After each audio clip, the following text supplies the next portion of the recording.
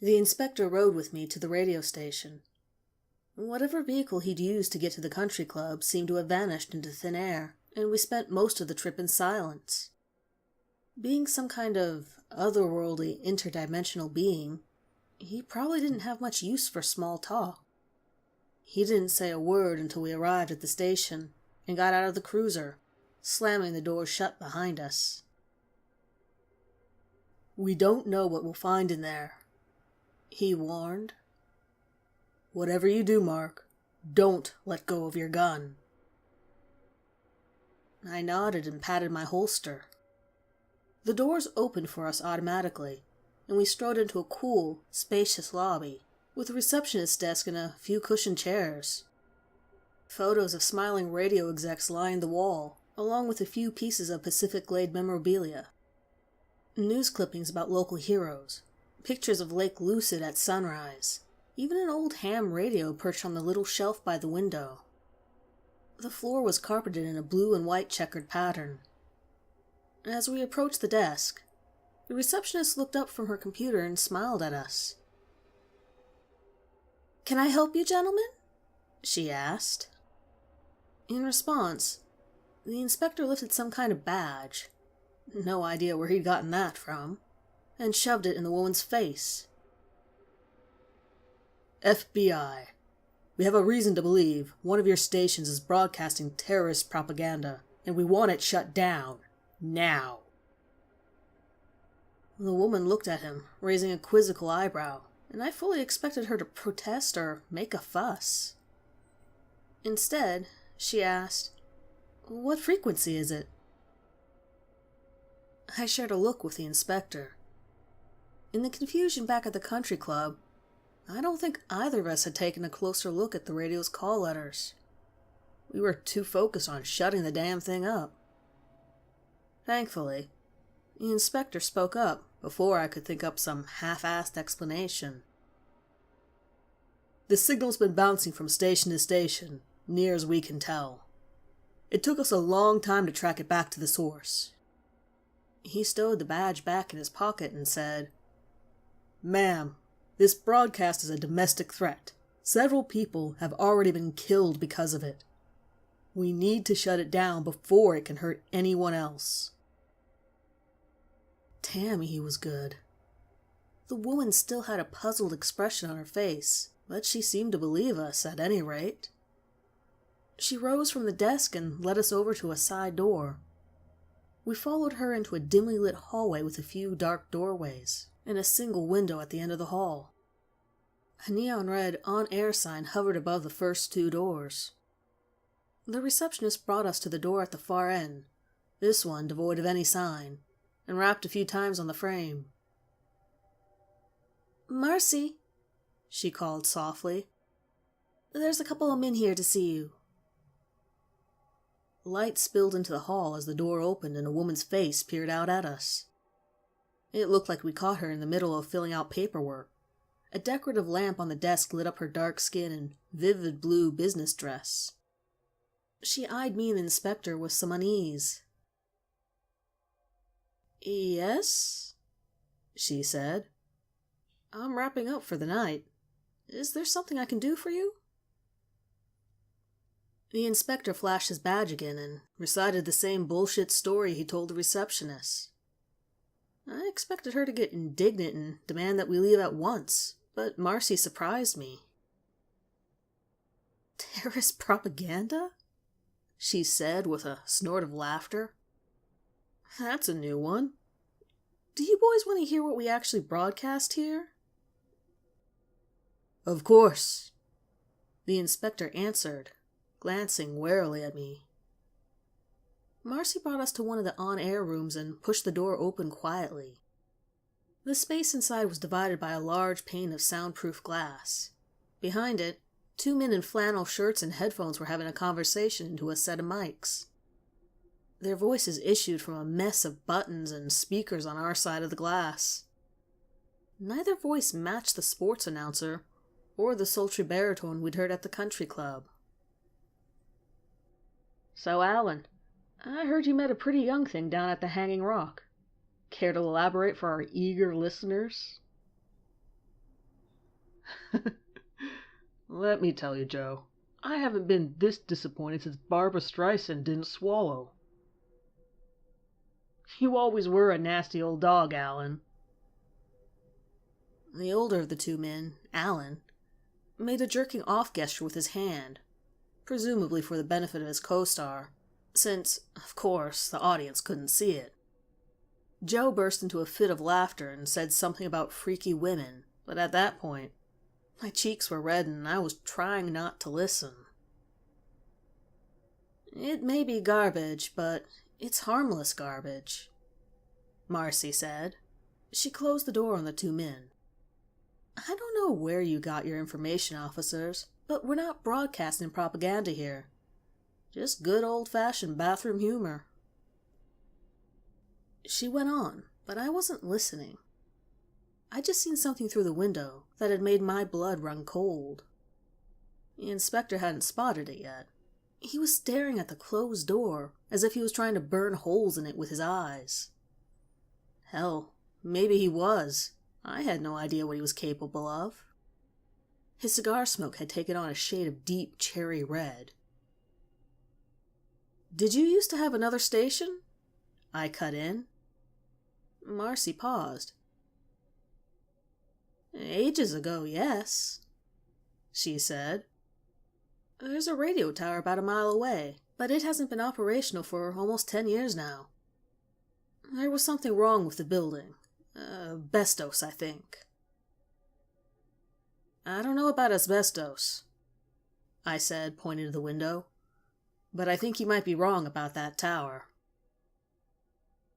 Everyone turned to look. In the distance, just close enough to see, a steady red light was blinking in the darkness. Beside me, I felt the inspector tense up, his fingers growing tight around his fake badge. Marcy frowned. That can't be possible, she said. We moved all the equipment to this station when we switched locations. There's nothing left to broadcast over there. It's very possible, the inspector muttered. And I think it's safe to say we found the source of the signal. He stowed the badge in his coat pocket and strode off down the hallway, leaving me to hurry after him. I took a second to glance back at Marcy. A strange sheen had come over her eyes, and her face had grown solemn. Be careful over there, she said. Her concern caught me off guard. Even though she couldn't know the truth, she could at least sense the shape of it. Like anyone who grew up in the Glade, she understood that there was something fundamentally different about this place. Something off. And she knew that whatever was behind that signal was bad news. We'll be okay, I replied. Just doing our job. Normally, I wouldn't let another soul touch the wheel of my police cruiser, but the inspector was already in the driver's seat when I joined him outside, and I figured, what the hell? I wasn't going to pick a fight with Detective Lovecraft. There was a lot more at stake tonight. The inspector pulled out of the parking lot, tires skidding, and sent us rocketing down the road toward the distant blinking tower. My seatbelt dug harshly in my shoulder blades. I pulled my phone out of my pocket, fully prepared to call Marconi, but found my fingers typing out another number instead. My wife answered on the third ring. Hello? Hi, honey, it's me. Tires rumbled in the background, and I asked, Are you driving? Yes, she said. I took the kids out for ice cream. I hope you don't mind. You've been out so late, you know, and they were getting antsy. I could hear Rory arguing with Stephen in the back seat, the soundtrack of my life these days. But that wasn't the only thing I heard. There was another voice in the car, a smooth male baritone announcing tomorrow's weather. Do you trust me, babe? I asked. A pause. You know I do. Another pause.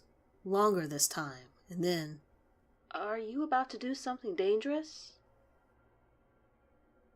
Don't worry about me. I glanced up at the radio tower, now looming closer than before, growing steadily in size as the car shot through the forest. Just listen. Turn off the radio and drive the boys straight home. Lock the doors and grab the baseball bat we keep under the bed. And whatever you do, don't turn on the radio. I can't stress that enough.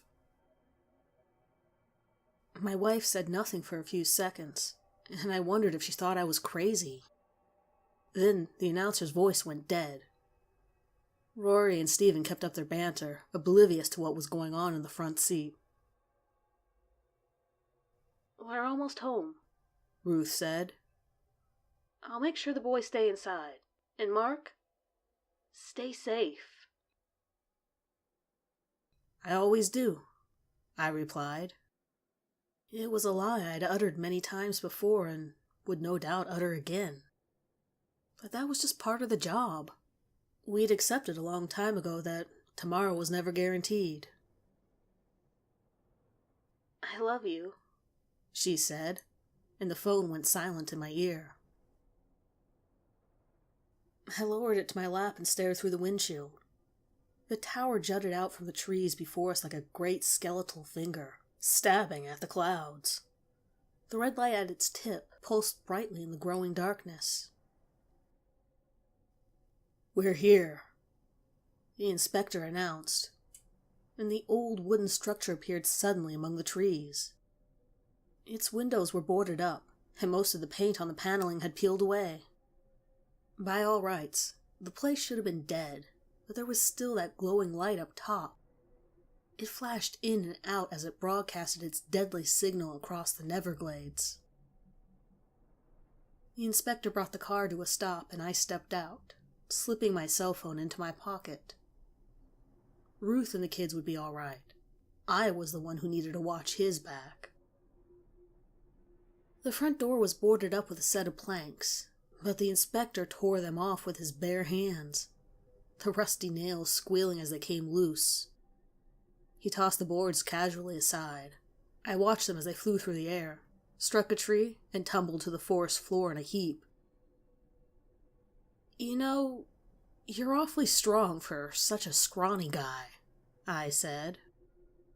Even as the words left my mouth, I saw the inspector's body ripple, his true form flashing into view for a second. It was like getting blinded by a 1,000-kilowatt camera flash.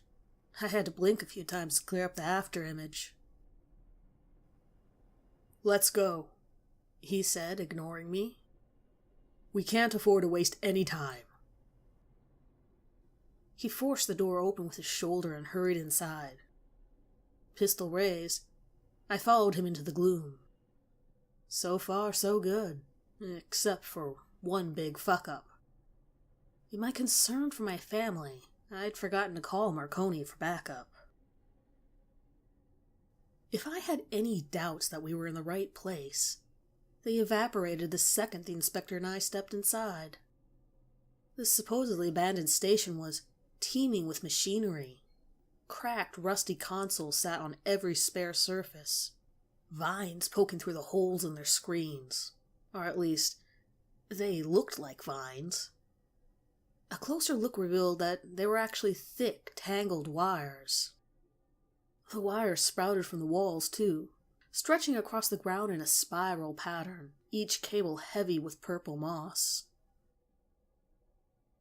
I wouldn't touch anything, the inspector said, ducking underneath a hanging wire. That kind of moss doesn't usually grow this side of the rift. I have no idea what it'll do to human skin. I inched forward cautiously, being careful to tiptoe around the fuzzy purple wires. They gave off a slight metallic stench with a tinge of ozone. There was a faint humming in the air, almost imperceptible, and I realized the wires were vibrating. The closer we drew to the next room, the stronger the vibrations grew. I could feel the sound jostling around my skull. It's an organism, The inspector muttered. Not just a radio wave. And its heart is close by. You can hear it. I hissed out a warning as he placed a hand on the door, but the inspector pushed it open anyway, revealing a flickering space the size of a small studio. The wires grew dense and more tangled than ever as they retreated into the dark space. The inspector brushed them aside and entered the room. I followed him, gun raised, keeping a wary eye on the dangling cables. The space behind the door was another recording studio.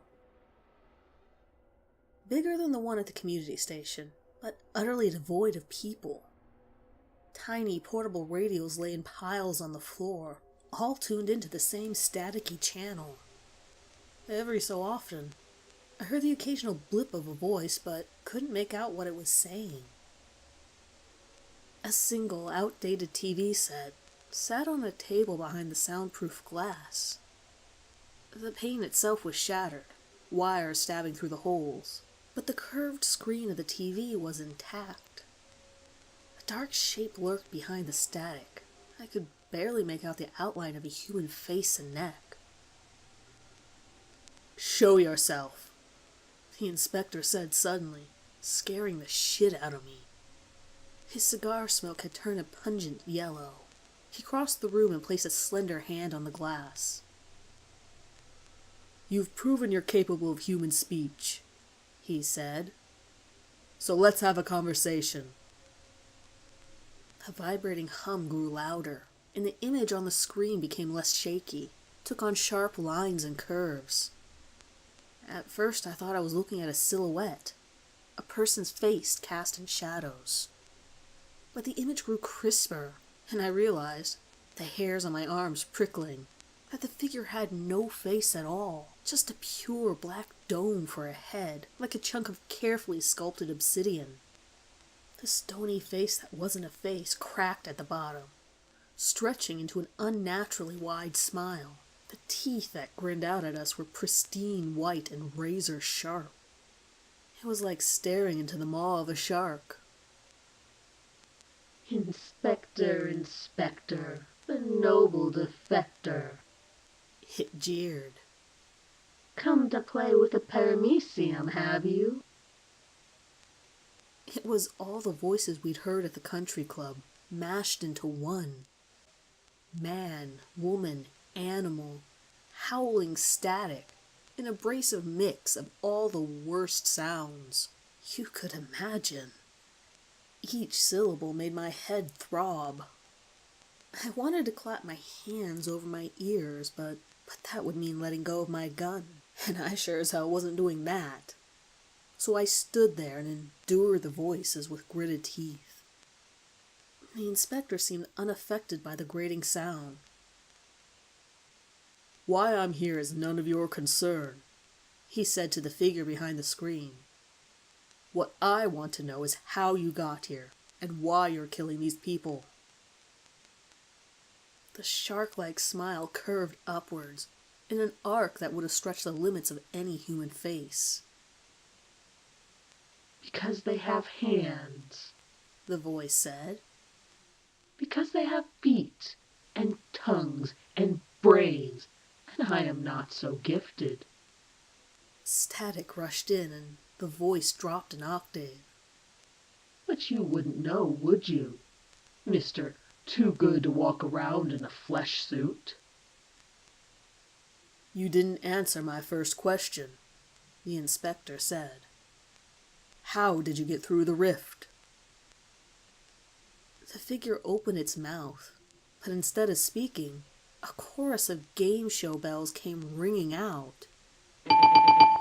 "Oh, that is the wrong question," said a tinny announcer's voice. "Please step inside the box to await your punishment." Then, canned laughter from an invisible audience.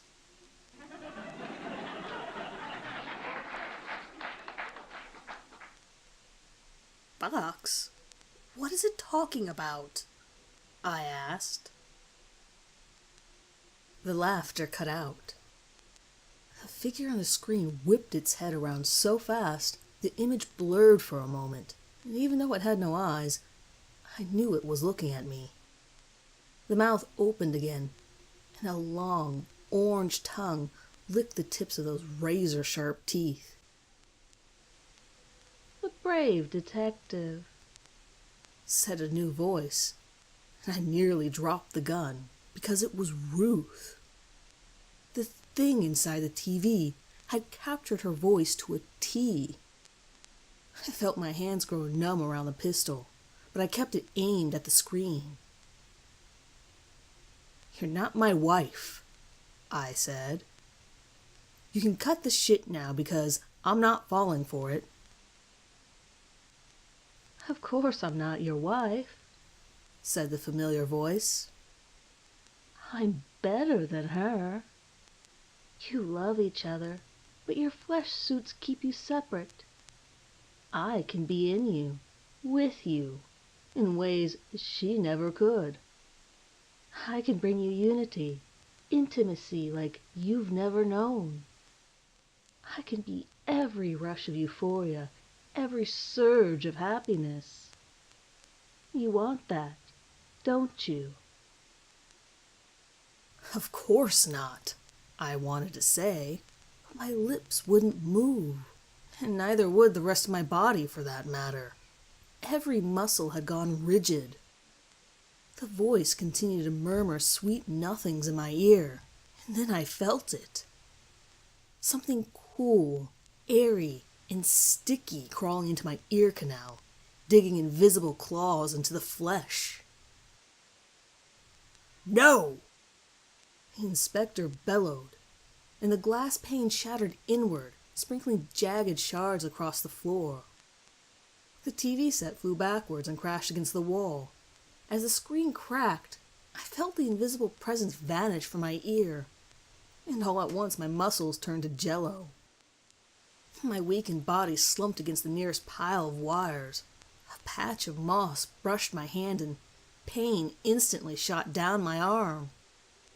As I yanked it away, I saw that my skin had become red and inflamed, as if I'd touched it to a burner on the stove.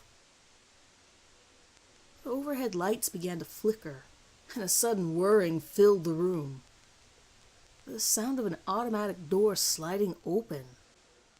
At the end of the studio, in a darkened corner we hadn't noticed, a pair of men lurched out of the shadows. They moved with the same clumsy gait as the corpses from the country club. The inspector almost didn't see them in time, but he reacted quickly when he did, throwing the first body against the wall and kicking the second square in the chest. As the man staggered back, I lifted my gun and shot him between the eyes. Gray goo splattered across the wall of wires as the headless body slumped to the ground. The shadows stirred, and I shouted, "There's more of them!" I got to my feet and fired another couple of shots into the darkness. None of them hit home, but in the flash of gunfire, I saw about 5 or 6 other figures hobbling towards us. The inspector pulled out his own gun and fired at lightning speed, taking out 3 of the corpses in less than a second, but they were coming still, even the ones missing chunks from their skull, and our ammo wouldn't last forever. "This way!" The inspector yelled suddenly, grabbing me by the arm and dragging me down a side hall. The wires here were thick as boa constrictors, and there were more TV sets strewn across the ground, each displaying that same dark, grinning face. Staticky voices drifted up from them as we passed. Barbasol is the #1 way to soothe your existential dread of the fleshy prison you call your body. And it's 1, 2, 3 strikes you're dead at the old ball game. It's raining blood and guts out there, folks. Chunks of viscera dropping from the sky. Bring an umbrella and a vomit bucket to work. Inspector, Inspector, the monster detector. Does your friend know who you really are? does he know the things you've done? The inspector responded to this last taunt by smashing in the closest TV screen with the toe of his boot. The canned laughter that followed had something dark and heaving in the background, like the sound of a grizzly bear throwing up. I could feel my ears burning again, but there was nothing I could do except run, run, run. Finally, the two of us burst out of the hall and into the fresh air of the night. I wanted to book it to the cruiser and get the hell out of there, but the inspector held me back. "Look," he said. We were standing underneath a radio tower. Up close, I saw that every beam was teeming with purple moss. Dangling from the center in a sticky blue cocoon was a shape I can only describe as an enormous human heart. Scraping footsteps echoed from the hallway behind us. I pivoted and fired a few shots back into the darkness, but they went wild, the demonic voice laughing as the bullets ricocheted off the walls. The walking corpses were almost on top of us, and I couldn't understand why the inspector was holding me still. "When I say run," he said suddenly, "I want you to head straight for the cruiser. Do you understand?" "What about you?" I asked, firing another bullet. This time, it sunk into a meaty shoulder, but otherwise did little to slow the body down. The inspector spun me around so that we were staring eye to eye. His purple irises flashed an alarming shade of red that I'd never seen before, matching the cloud of crimson smoke billowing from his cigar. "Do you understand?" he barked. I nodded. What else could I do? As the walking bodies grew closer, the inspector stepped away from me and tore the cigar from his mouth. I say tore because the thing came free with a great ripping sound, like someone pulling off a Band-Aid. The noise was so harsh it made me wince. The tip of the cigar ignited like the head of a massive match. Then, as I watched, the inspector drew back his arm and launched the cigar through the air at the dangling blue heart. It flew like a torpedo, changing its shape in a subtle way I still can't describe. 1 second I was looking at a cigar, and the next I simply wasn't. The glowing object struck the center of the cocoon and exploded on impact. Hot white fire spread along the tendrils of moss, turning the tower into a fiery beacon against the sky. Bits of hot debris rained around me, singeing my skin, and I realized the inspector was shouting for me to run. I raised an arm to shield my face as I rushed through the blaze. The fire was spreading fast, unnaturally fast, and for a scary moment, I thought it had surrounded me on all sides. Then a hole opened in the flames, and I darted toward it.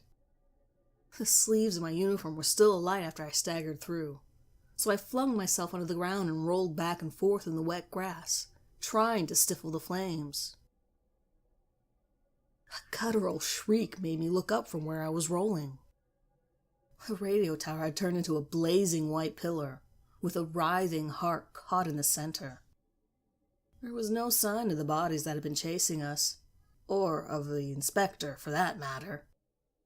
I lay still in the grass as the shriek rose a few octaves, becoming less and less human before reaching its highest pitch and dissolving into a final mess of static.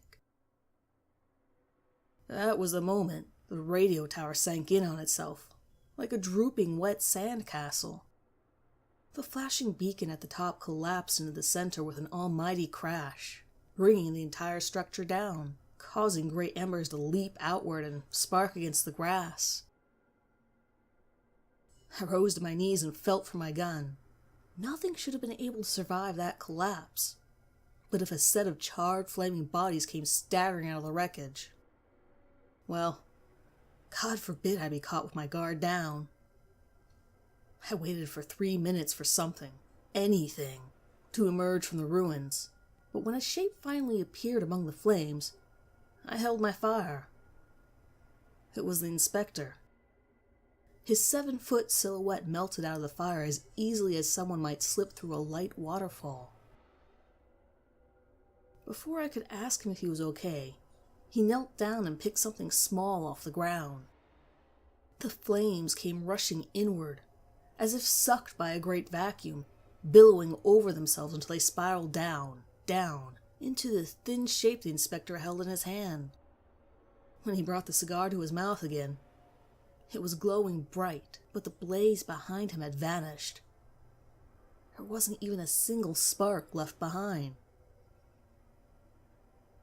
Jesus, I breathed. Did you kill it? The inspector nodded. Behind him, the crispy patches of purple moss were decaying into puddles of goop, much like the stuff inside the radio victims' skulls. The bodies that had been chasing us were barely more than a charcoal. My own skin was red and inflamed.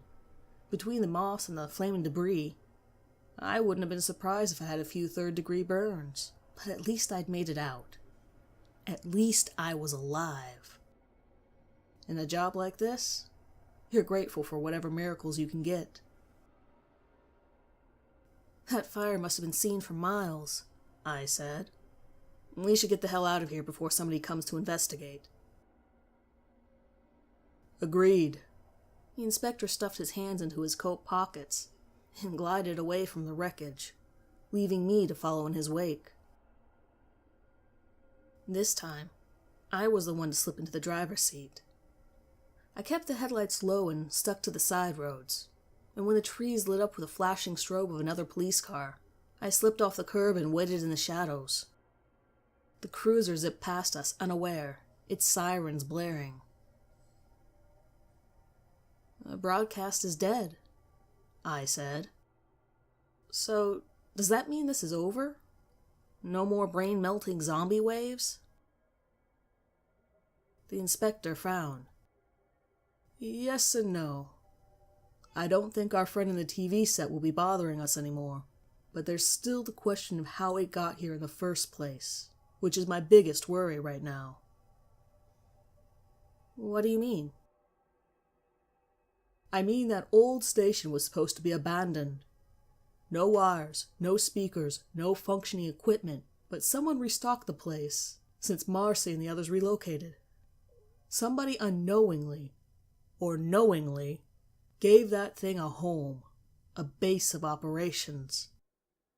He turned to look at me in the darkness. If there's someone out there letting beings through the rift on purpose and giving them the tools to survive on this side of the veil, we should all be worried. This could be so much bigger than a single rogue time eater or a brain-hungry hive mind. The thought had crossed my own mind already, and it only made me more uneasy to hear the inspector vocalize it. The trees around us burst into flashes of color as a wailing fire truck zoomed past. I wondered what the officers would make of the collapsed tower, the charred bodies, the heaps of old radios and TVs. It must have been like walking into an episode of The Twilight Zone. What did that thing mean? I asked. The thing in the TV set.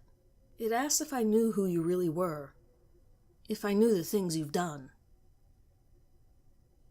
The inspector didn't speak for a moment, but his cigar smoke took on a thin, wispy quality. His eyes had faded back to that unusual shade of purple. He still didn't look quite human, but something of the monster in him had melted away, and he seemed strangely vulnerable sitting there in the passenger seat. I've lived a long life, Mark, he said. And when you've lived as long as I have, you look back on your early days with something less than pride, maybe even disgust at what you were before you became what you are. You'll have to forgive me for not wanting to dwell too long on those old days. He breathed out a single smoke ring. Not yet, at least. Fair enough, I said. But one day, you and I are going to have a chat. If this prospect worried the inspector, he didn't show it. He simply reached into the pocket of his coat and withdrew a rectangular slip of plastic. Here, he said, passing it to me. I turned it over in my hands. The surface was reflective, so I could see my own face, but nothing else. The card itself was blank. That's my calling card, the inspector said. I try to keep my eyes open for any sort of disturbance in the glade, but sometimes I miss things. So if you're tracking something dangerous, something more than just a human criminal, and you need my help, ignite that card. Ignite? I said, raising an eyebrow. Trust me, he replied. I'll come as soon as I can. I shrugged and tucked the card into my pocket. Hopefully we'll get a breather first, I said. This was a messy one. I don't know how I'm going to explain this in my reports. You'll think of something, the inspector said distantly. If you don't mind, Mark, I think I'd like to walk back on my own. Just to clear my head, you understand. Are you sure? I asked. It's a long walk back to the station. The inspector smiled. I think I'll be okay. He opened the door and stepped out into the night. Before leaving, he placed a hand on the frame and said, We did well tonight. Are you kidding? I said. You did well. That thing with the exploding cigar was insane. Maybe one of these days I'll save your bacon instead of the other way around. His smile grew a fraction. Then he closed the door, gentler than I expected, and strode off toward the moonlit horizon. Before I revved the engine and began the journey back towards the station, I watched the inspector wander down the stretch of road. Part of me expected his body to just vanish as soon as he got too far, dissolving into mist. But he didn't. He remained a lonely figure with his hands tucked into his pockets and his fedora bowed. And I realized then that something the monster had said had struck home with him. It was hard to imagine someone like the inspector being hurt by such a trivial taunt. But he was hurting. I could see that now. I wished I knew why. Wished I could talk to him. But this wasn't the time to push it. He'd tell me when he was good and ready. In the meantime, there was nothing else to do but get back to my desk and try to bury this whole case in mounds upon mounds of paperwork. That was the plan, anyway. When I got back into my office, Marconi was waiting for me by my desk. She was chewing her customary wad of gum so furiously I thought she might crack a tooth. Marconi, I said, wrinkling my brow. What are you... She slapped me across the face, hard enough to make my jaw sting. I raised a hand to my cheek and half expected to draw away blood. I'd seen Marconi pissed before, but never to this extent. Her eyes burned with anger, and her lips were drawn in a definite scowl. Hannigan, she seethed. I told you to call me the second you got a tip on this case. Now you stumble back in here reeking of smoke with burns all over your skin. You want to tell me what kind of shit you've been up to behind my back?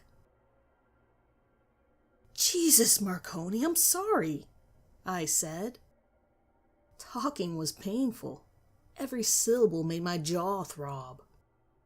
Things escalated quickly. The inspector and I were forced to act on a sudden lead, and I forgot to call you in the confusion. It's nothing personal.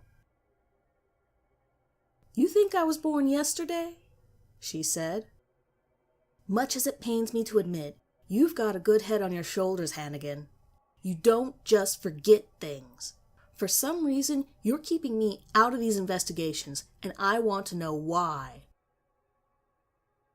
I remained silent. My jaw hurt too much to talk, and I wasn't sure I had an answer for her anyway. I'm a big girl. I can protect myself, she said. So don't feed me any bullshit about keeping me safe. If anything, you need me. You boys would have been toast if I hadn't stepped in up at the Bluffs. She took a step closer to me, and I thought I saw some of the anger dwindle in her eyes. I just want to help, Mark. Why won't you let me help? I met her gaze. It was surprisingly hard. Maintaining eye contact with Marconi was like staring into a bright light for too long. Look, I know I haven't exactly been open with you, I said. It's just these cases with the inspector. They're different. Weirder than anything I've ever seen. If you really want in, I guess I can't stop you. But if you open this door, there's no closing it, and you may not like what you find on the other side. She snapped her gum and smirked. You always had a melodramatic streak, you know that? She said. But don't patronize me, Hannigan. I know we're up against some dangerous shit. I saw that thing up on the Bluffs, and if there's anything even half as crazy still running around out there, it's my duty to stop it. It's our duty. So promise me you'll call me the second this inspector of yours comes on the scene. What could I say? Marconi was one hell of a cop, and truth be told, it was better to have her around. Aside from some archaic sense of chivalry, there was really no reason to keep her out of this. I promise, I said. But Jesus, Marconi. Lay off the physical violence next time. My jaw is still stinging. She smiled and slapped me again, this time on the shoulder. I'm just glad your sorry ass is still alive, she said. Now go home and wash up. You've got plenty of reports to file tomorrow. Yes, ma'am, I replied. Marconi left, leaving behind the faintest whiff of bubblegum, and I decided to call it a night. My body was burnt all over, and I was in desperate need of a shower. Plus, Ruth and the boys would be waiting for me back home. I don't get nights off too often, but when I do, it's usually a quiet affair. A beer with dinner, TV with the boys, and maybe a little fun with Ruth if we were both not exhausted from work. Tonight, though, would be different. The thought of doing anything physical made my entire body ache, and after what had just happened at the station, I wanted to steer clear of television for a while. So maybe this would be a quiet one, just a peaceful night with the people I love. After such a long, chaotic day, I think I deserve that much.